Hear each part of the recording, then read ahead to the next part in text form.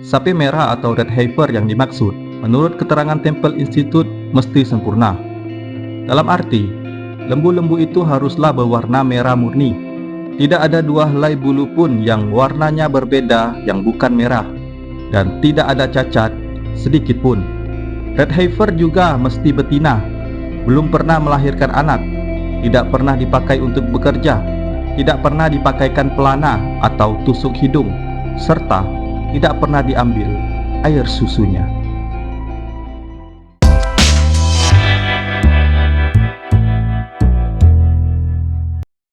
Halo geng, saya Alfian. Apa kabar kalian nih geng? Bertemu lagi dengan channel Perahu Sejarah.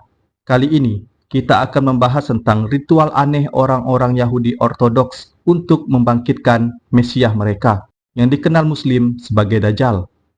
Nah, seperti apakah ritual ini geng? Yuk langsung kita bahas. Tapi sebelum itu, yuk geng, tekan tombol subscribe-nya. Bagi kalian yang udah subscribe, saya ucapkan terima kasih. Langsung aja kita bahas geng di Yuk Belajar Bersama. Let's go!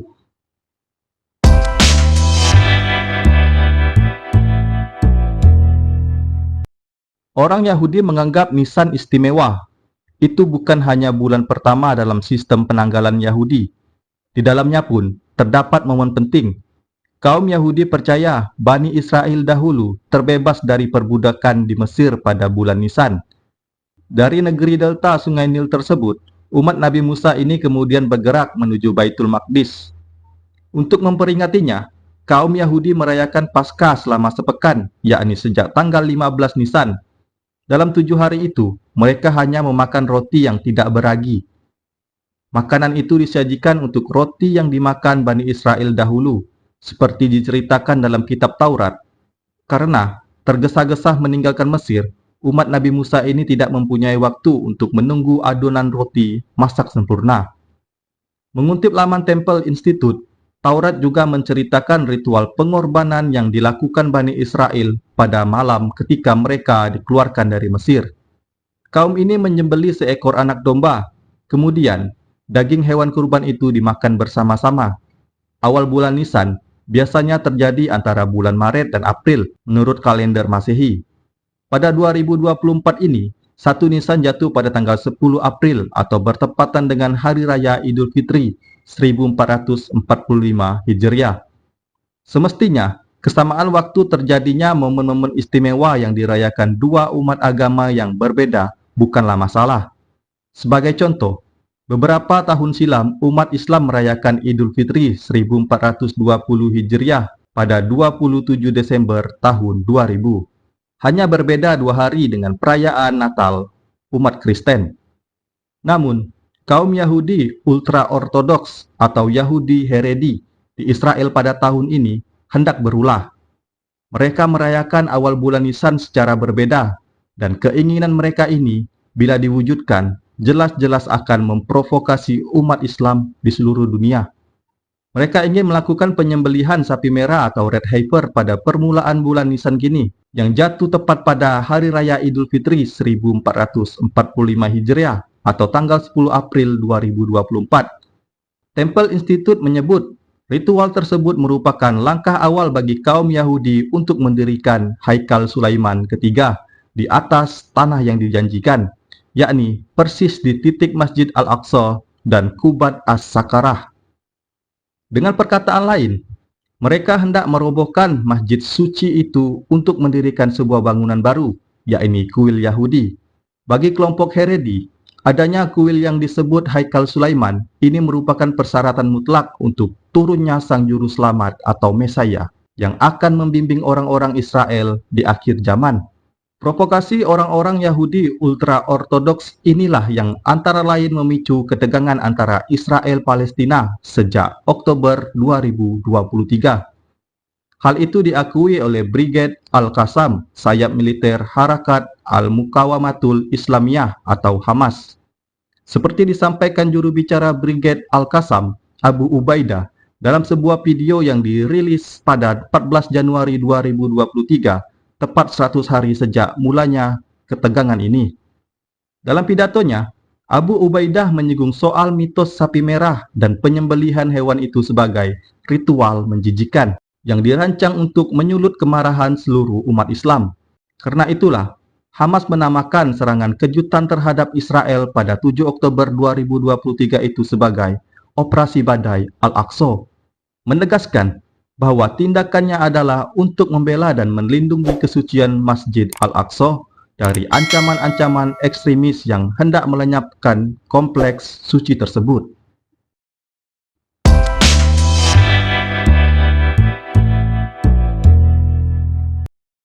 Temple Institute merupakan sebuah lembaga yang menaungi para rabi Yahudi ultra-ortodoks. Institusi yang berdiri sejak 1987 di Israel ini dibentuk dengan satu tujuan, yaitu mempersiapkan segala hal yang perlu demi mewujudkan Haikal Sulaiman ketiga. Dilansir dari laman resminya, Temple Institute sudah menyelesaikan berbagai proyek untuk memperlancar rencana pembangunan kuil Yahudi itu. Misalnya, pada Juni 2008, pihaknya telah selesai membuat seragam khusus yang akan dipakai para pendeta Yahudi. Mereka inilah yang nantinya menyembelih sapi merah dan melakukan penyucian orang-orang Israel dengan air campuran abu bangkai hewan itu. Bahkan, Temple Institute disebut-sebut juga telah menyiapkan berbagai perkakas yang nanti dipakai untuk menyusun satu persatu batu Haikal Sulaiman ketiga. Menurut ajaran Yahudi, kuil itu tidak boleh dibangun dengan alat yang berbahan besi. Selain itu, institut ini membuat macam-macam perabot yang akan mengisi bangunan tempat pemujaan tersebut. Temple Institute dari seluruh umat Yahudi ultra-ortodoks antusias dengan rencana penyembelihan sapi merah. Sebab, dengan itulah segala persiapan yang telah dilakukan tidak akan sia-sia dan impian membangun Haikal Sulaiman ketiga dapat mulai diwujudkan. Keyakinan kaum Yahudi Haredi ihwal ritual sapi merah berdasarkan pada kitab Bilangan, salah satu bagian dari Taurat atau Perjanjian Lama. Dalam surat ke-19, ayat ke-18 dan 19, terdapat teks yang dianggap sebagai perintah Tuhan terhadap orang-orang Israel. Ayat-ayat itu berbunyi, "Dan orang yang tahir harus mengambil hisop, menculupkannya ke dalam air dan memercikannya ke atas tenda dan ke semua perkakas dan ke atas orang-orang yang ada di sana dan ke atas orang yang menyentuh tulang atau orang yang terbunuh atau kuburan. Dan orang yang tahir harus memercikan orang yang najis pada hari ketiga dan hari ketujuh. Dan pada hari ketujuh dia harus menyucikannya dan dia harus mencuci pakaiannya dan mandi dengan air dan menjadi tahir." Sapi merah atau red heifer yang dimaksud, menurut keterangan Temple Institute, mesti sempurna. Dalam arti, lembu-lembu itu haruslah berwarna merah murni. Tidak ada dua helai bulu pun yang warnanya berbeda yang bukan merah, dan tidak ada cacat sedikit pun. Red heifer juga mesti betina. Belum pernah melahirkan anak, tidak pernah dipakai untuk bekerja, tidak pernah dipakaikan pelana atau tusuk hidung, serta tidak pernah diambil air susunya. Rencana penyembelihan sapi merah bukanlah sebuah keinginan yang baru. Kaum Yahudi Haredi sudah berusaha melakukannya setidaknya sejak ribuan tahun silam. Menurut tradisi lisan orang-orang ini, hanya 5 sapi merah yang berhasil ditemukan dan kemudian disembelih sejak zaman Nabi Musa hingga hancurnya Haikal Sulaiman kedua pada era Romawi sekitar 2000 tahun yang lalu. Ritual ini mengharuskan bahwa sapi merah disembelih pada usia tertentu. Bila Temple Institute benar merencanakan penyembelihan tepat pada hari Idul Fitri 1440 Hijriah, berarti hewan ini mesti dikurbankan sebelum April 2025. Artinya, ada jangka waktu sekitar 1 tahun. Temple Institute dan orang-orang Yahudi Haredi di Israel tampaknya sudah percaya diri akan hal ini, sebab mereka mengklaim telah menemukan red heifer yang dimaksud. Binatang berkaki 4 itu didatangkan dari Amerika Serikat ke Israel. Laman Temple Institute menjelaskan detail prosesi yang mesti dijalani mereka berkaitan dengan ritual sapi merah. Pertama-tama, tentu saja hewan itu harus terlebih dahulu ditemukan dan didatangkan. Selanjutnya, para rabi wajib terbebas dari segala najis agar mereka bisa menjalankan amal penyembelihan ini. Merujuk pada dua ayat dalam kitab bilangan itu, najis didefinisikan sebagai segala jasad manusia yang telah mati, termasuk tanah yang terkena olehnya. Para rabi yang bertugas menyembelih red heifer pun dilarang menyentuh tanah secara langsung, sebab tanah mungkin saja menjadi tempat dikuburkannya jenazah orang-orang terdahulu.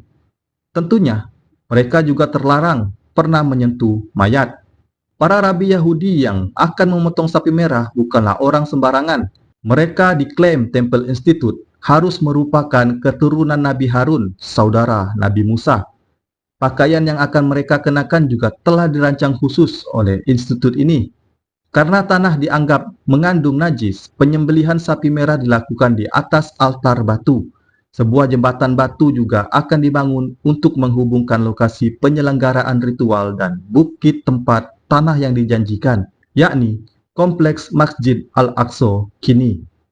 Yahudi Haredi percaya pemotongan sapi merah mesti dilaksanakan di atas Bukit Zaitun sambil orang-orang Israel menghadap ke arah tanah yang dijanjikan. Letak bukit ini berada persis di seberang Masjid Al-Aqsa.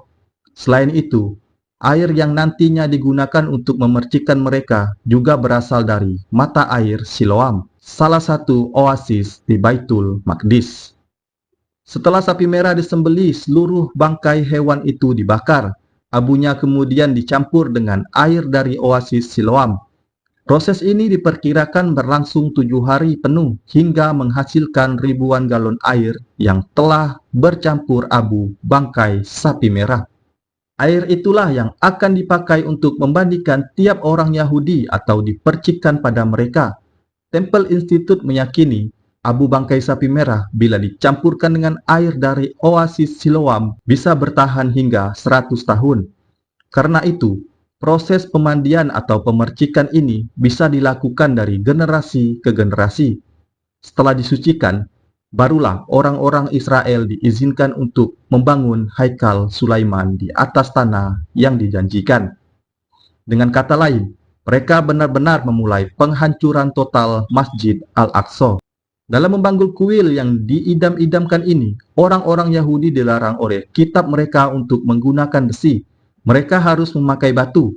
Karena itu, Temple Institute sudah lama mempersiapkan berbagai bagian dari kuil yang hendak mereka bangun. Seperti diri mereka, perkakas dan bagian-bagian bangunan kuil itu pun harus disucikan terlebih dahulu dengan air campuran abu bangkai sapi merah.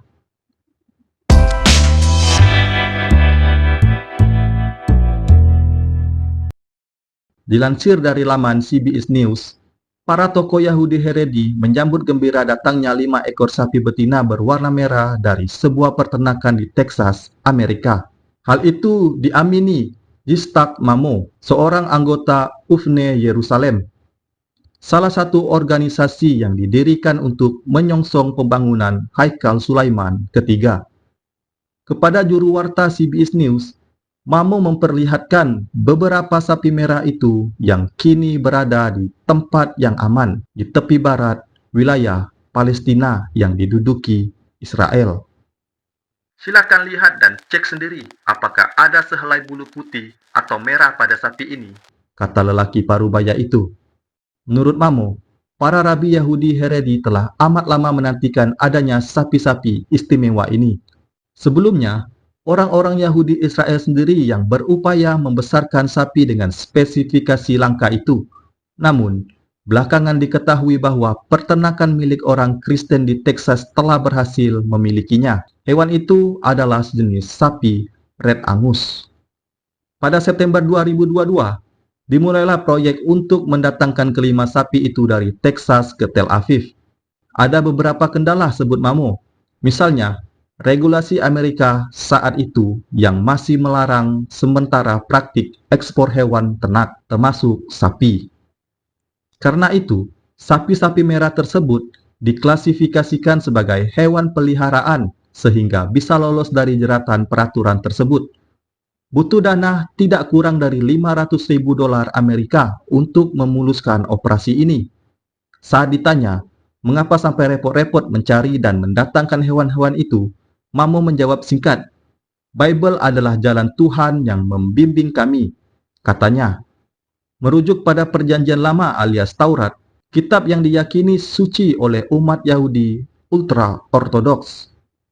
Yang tidak disebutkan secara eksplisit oleh Mamo adalah bahwa lokasi kaumnya akan membangun Haikal Sulaiman ketiga adalah tanah tempat Masjid Al-Aqsa kini berdiri. Artinya, pembangunan kuil Yahudi tersebut akan berimbas kepada Masjid Al-Aqsa. These people are not Jewish. The Zionists are evil.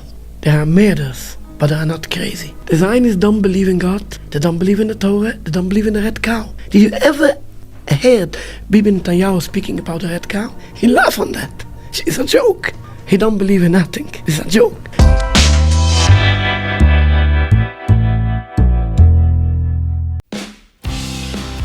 Oke lah geng, sekian dulu video kali ini. Semoga video ini bermanfaat dan menambah wawasan kita semua. Jangan lupa untuk like, komen, dan subscribe-nya geng. Kalau ada salah-salah kata, salah-salah data, dan salah-salah yang lainnya, saya mohon maaf geng. Saya Alfian, tetap tonton video saya yang lainnya di Yuk Belajar Bersama. Bye!